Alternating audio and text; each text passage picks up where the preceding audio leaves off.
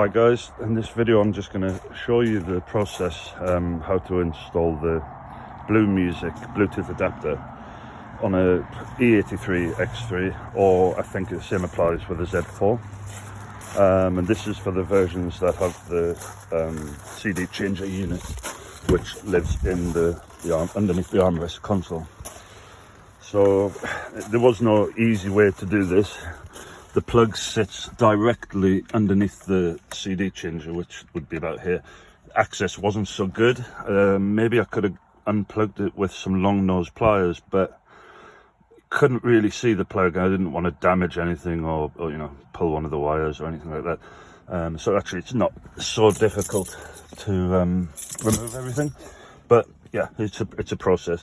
Obviously I've already removed it, but you will remove the cup holder first, and that just pulls up and away. Remove your handbrake leather gaiter. Then you have a plastic trim, this one, that just sits on the top, but you have these two spring clips, and one on this side, there, and there.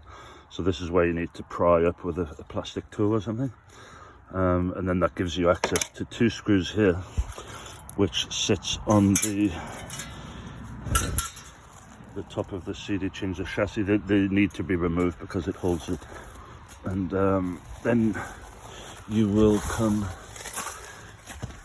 I actually didn't need to remove those ones when I look now, but those two front ones need to be removed. Then you need to remove your heater vent, again with a plastic pry tool from either side, and it should just pop up.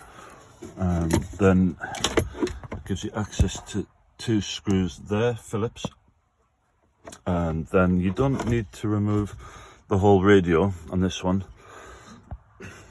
This panel will then pull out, which gives you access to two screws on this. Sorry. There, you can see you have two screws, that one. Then this panel lifts up, and then you can clearly pull out your console.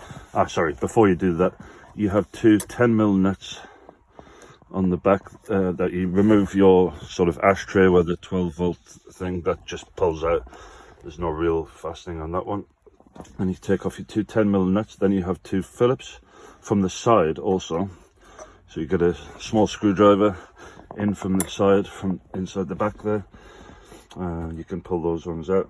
And then the I removed the gear knob as well, but maybe that was unnecessary, but it came off really easy.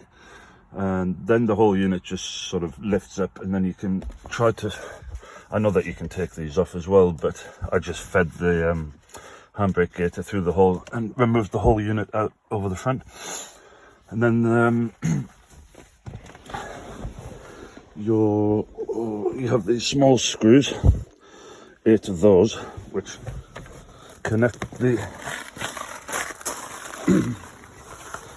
multi-changer sits in the chassis like this. You have 4 screws on the front and 4 on the back.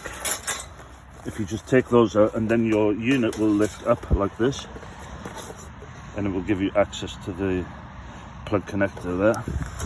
You just disconnect those ones. The small one, I used a pair of needle nose pliers just to pry it off. It was a bit small, I couldn't really get a grip of it. And then it's basically just plug and play for the adapter.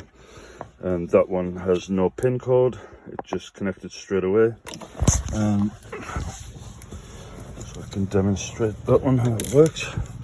No, I won't be able to because I'm making a video on my phone. But yeah, it works good. Sound quality was good. So then it's pretty simple really. So I hope that helps. Maybe I'll do another video sort of assembling it, but it's not so bad. It's basically, you know, these two at the back, 2 screws there, screws here, remove some of your fascia. It looks complicated, but it really isn't. I know on the versions without the multi-changer, it's a case of just taking out the head unit and it plugs directly into the back of the head unit, but this one was a little bit more involved. You probably could leave the chassis frame. The chassis is connected with these 2 bolts, and then these two Torx TX30s. These are 10mm also. So the only tools you need for this job is a Phillips screwdriver, Phillips number 2, and a Torx 30 bit, a long one, which I have on the drill there. I put these back in because this holds this plate on, which then connects to the armrest, so I didn't want any rattling. So I've just tightened everything back down. I don't think those two 10mm do anything. They were just to hold the chassis, but I've just left them in place. I wanted to remove the unit completely because I'm hoping that when I go on eBay or something, rather than this with the CD changer, which would have been originally, that I can find just a storage box that will replace all of this and just give me an extra storage bin. So that's the reason why I removed the whole unit. But you could leave it in place, I guess, if you want to keep it original look, but I'm pretty confident that I can find some sort of storage bin that would replace it. Obviously the non-multi-changer versions must have had one, so. But anyway, that's it, guys. So it's really not so complicated. So you just need a couple of plastic pry tools, Phillips screwdriver, a 10mm socket set, and Torx 30 bit for those last two bolts. But if you were going to leave the chassis in place, or even the multi-changer, then obviously you don't need to remove those ones. But I wanted to remove it. So yeah, hope that helps, guys. It's probably the same procedure pretty much for like a Z4, I would guess. There you go.